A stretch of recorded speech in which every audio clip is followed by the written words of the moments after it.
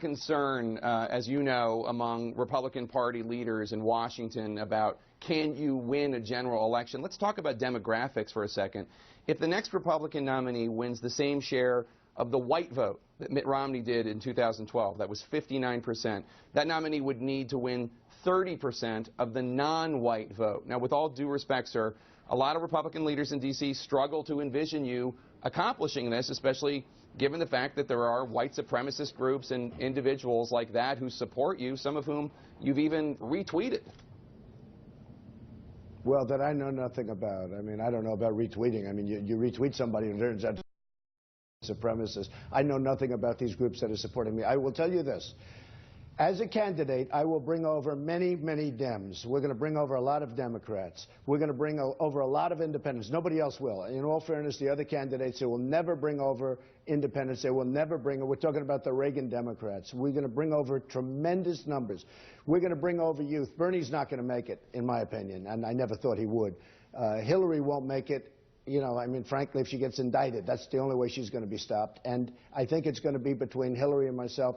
They say that it'll be the largest voter turnout in the history of United States elections. And I want to tell you, that's a great compliment to the country because we have such a low voter turnout compared to a lot of other countries. So I think it'll be the greatest voter turnout in history. I mean, the story is, if it's, you know, Hillary against me, that's going to be a tremendous turnout. I'm going to win. I'm going to win places like Michigan that the Republicans can't even think of. You know, they always talk about the 6 states, right, with Ohio and Pennsylvania and, you know, et cetera, et cetera. I won't go through the numbers, but I will win places like Michigan that people don't even talk about. I will have a chance of winning New York.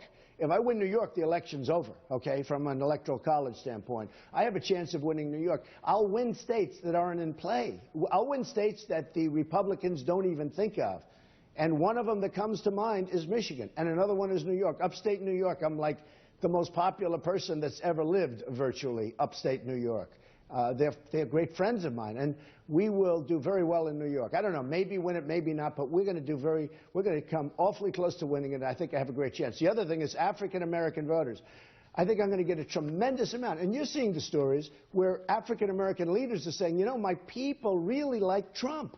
Because I'm going to bring jobs back from China and Mexico and Japan and Vietnam and India and all these places that are taking our jobs. I'm going to bring jobs back. And a recent came out where I had 25% African American, and the Republicans usually get about 4 or 5%. And one of the hosts said, if you ever get 25%, this election's over. You might as well not run it. I'm going to do great with the African Americans. African American youth is 58% unemployed.